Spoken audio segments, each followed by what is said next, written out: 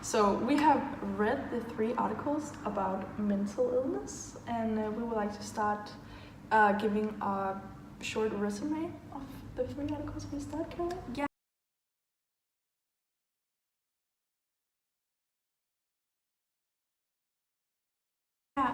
So I would like to give a resume of orthorexia nervosa, and it's about a girl named Younger, who is this blogger who blogs about health eating and healthy food, stuff like that. And she has this disease named orthorexia, and it's a kind of like eating disorder, because it's about you get obsessed with eating healthy and training and it's really about you don't poison yourself with food. I shouldn't say it like that, because you don't. But you need to eat healthy. It's an extreme. And it's about her and about how orthorexia isn't recognized as an eating disorder, because you don't do it because you need to be thin. You do it because you want to be healthy and feel healthy. And clean out the bad stuff. It's from the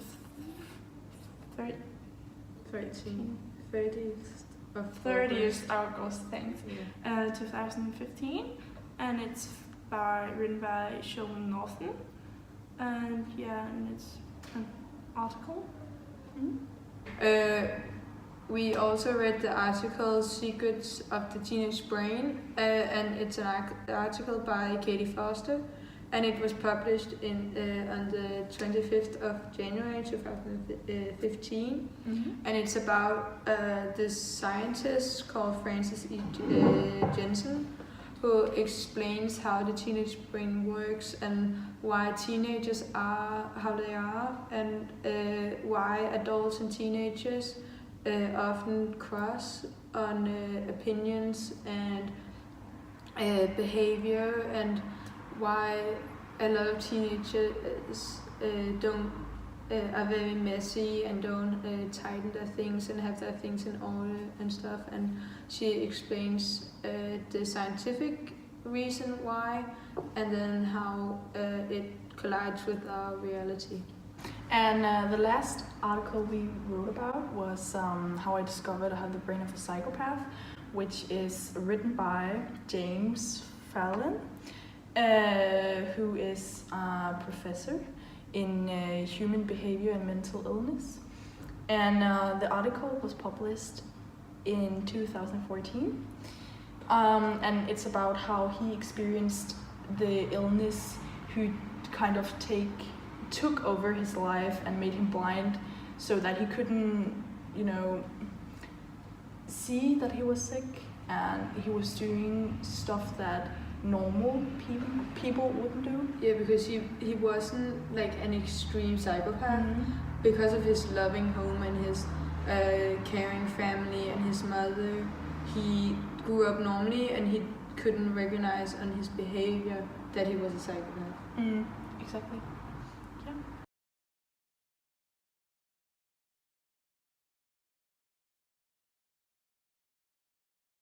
We have chosen to analyze how we discover the brain of a sociopath, because we really find it interesting and inspiring that a person who suffers from a disease like that tries to fight it and actually succeeds in a way. And when he finds out that he actually has the brain of a psychopath, he doesn't change his life, and he realized that he wants to make the people around him feel even better and make his wife as happy as possible. And he sees how his illness has affected his family, and try to apologize and change and make up for that.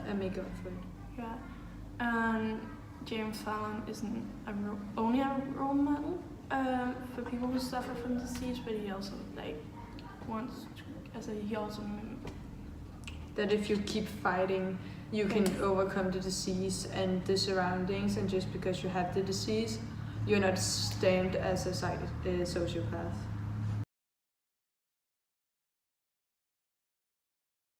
As we said before, we have chosen to talk about the article how I discovered I have the brain of a psychopath. And yeah, as we said before, it is written by James Fallon, which is an 71 years old professor, and he's a professor at the University of California. And he talks about in the article how he discovered his mental illness, and it was when he was studying a bunch of mental diseases, and it was actually an accident Mhm, that he discovered it. yeah. And because of all his experience he has with this mental illness, he has chosen to read, right? Yeah, his subject is really about mental illness and how to control your life. That maybe sometimes is something in your life that's like makes you blind, so you can't see how it affects you.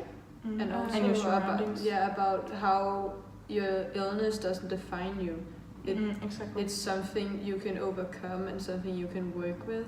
But people typically see you as if you suffer from a mental illness, people will often see the disease before they see you. Yeah, it's the only thing they focus on, and that's how they define you. They put you into a box. And it is published in The Guardian, that is a newspaper that gets published daily.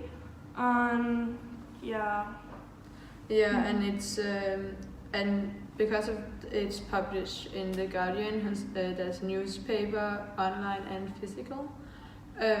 It's mostly like political interested people who will read this article, or maybe older people, or people who have like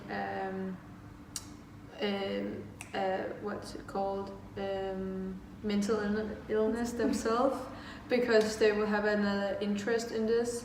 And maybe not so much young people, because most young people get their news from social media and stuff. And I think he wrote the text because like they want people to know that just because you may have the brain of a psychopath, it doesn't necessarily mean that you are a psychopath, because it's your environment that you grew up in, I think.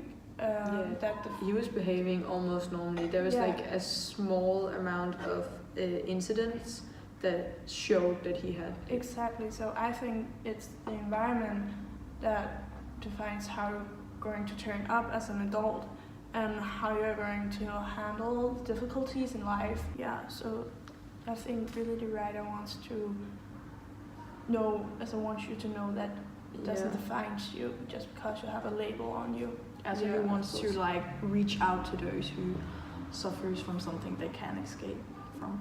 Exactly.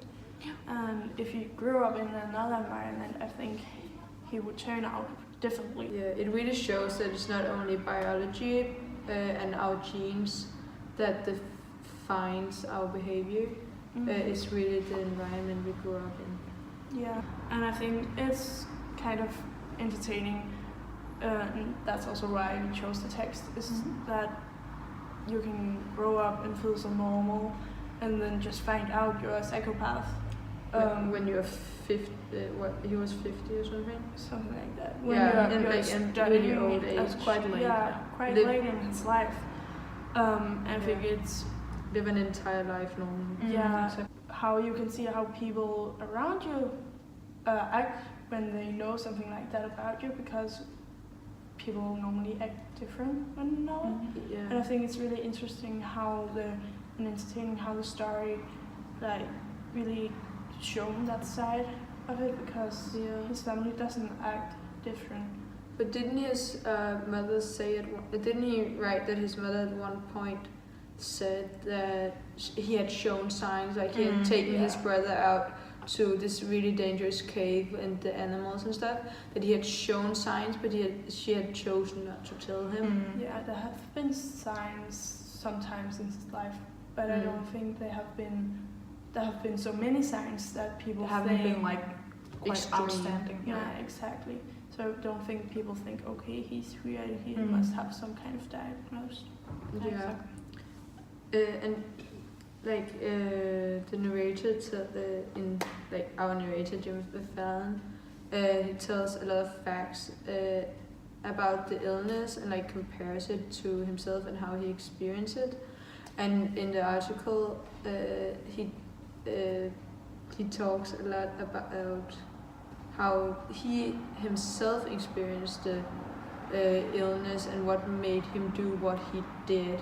And the book that the article is based on is actually a gift for his mother, who has helped him through this hard time. And he tells that at the very end, because through the entire article I had no clue that he wrote it for his mom. It's very interesting to read because it's very personal, but at the same time it's a scientific article. He actually says in the last part, I'm just gonna read it out loud. It says, "This is why I tell my 97-year-old mother that the book I wrote about a young boy who could have turned out to be quite a danger to society is just about someone who will do anything to beat you in a game of Scrabble or follow you into a deadly cave. She still doesn't realize that the book is not about me, it's about her."